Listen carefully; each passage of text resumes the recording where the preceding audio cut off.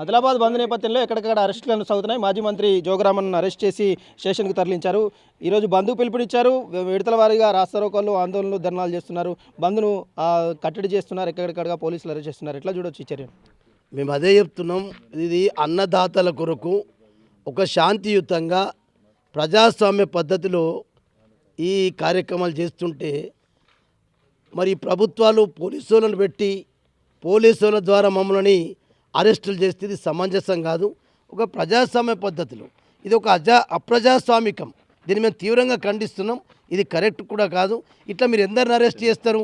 అన్నదాతల కొరకు చేసినటువంటి నాయకులను అరెస్ట్ చేస్తే అసలు ఉద్యమాలు ఆగుతాయా? మీరు ఎందరు మంది పోలీసులను పెట్టగలుగుతారు? ఎందరు మంది పోలీసులను పెట్టినా రైతులు అనుకుంటే మాత్రం గ్రామాలు తిరగబడితే ప్రభుత్వాలే మరి గతంలో అనేక మరి నష్టాలు భరించినటువంటి విషయాలు కూడా చూసినాం. ఇలా మీరు రైతులనే ఈ రకంగా రైతుల కొరకు చేసే వ్యక్తులనే అన్నం పెట్టే రైతు కొరకే మేము చేస్తే మమ్మల్ని ఇట్లా ఈ రకంగా అరెస్ట్ మేమేం ప్రజాస్వామ్య పద్ధతి చేస్తున్నాం. మేము బంద్ కూడా అందరికీ రిక్వెస్ట్ చేసి చెప్పినాం. బంద్ నిర్వహిస్తూ ఆర్టీసీ నిన్న ఎస్పీ గారికి కలిసినాం. ఆల్రెడీ ఎండీ గారికి మరి ఆల్రెడీ మేము మెసేజ్ ద్వారా పంపించేసినాం. ఇంత ఉండగా కూడా దీన్ని తీవ్రంగా ఖండిస్తుంది. బాధగా ఉంది. అంటే అన్నం పెట్టే రైతుల కొరకు చేసేటటువంటి పార్టీలను ఈ రకంగా అరెస్టులు చేసి పోలీస్ స్టేషన్లో పెడితే ఇది అప్రజాస్వామికమవుతుంది. ఇది ప్రభుత్వాల యొక్క పిరికి పొంద చర్య అని చెప్పిన దీని అనుమతి లేదంటున్నారు.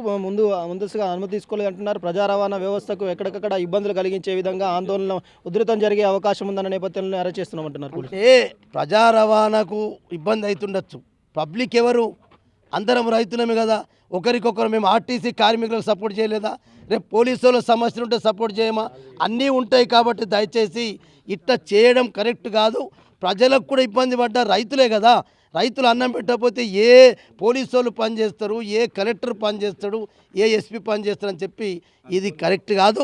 ఇది ప్రభుత్వాల యొక్క పిరికి పొంద చర్య అని చెప్పి ఇది ఓవరాల్గానైతే పూర్తి స్థాయిలో బంద్కు సంబంధించి పోలీసులు అరెస్టులు కొనసాగిస్తున్నారు. ఈ అరెస్టుల నేపథ్యంలోనే మాజీ మంత్రి జోగురామన్నను అరెస్ట్ చేసి స్టేషన్కి తరలించారు.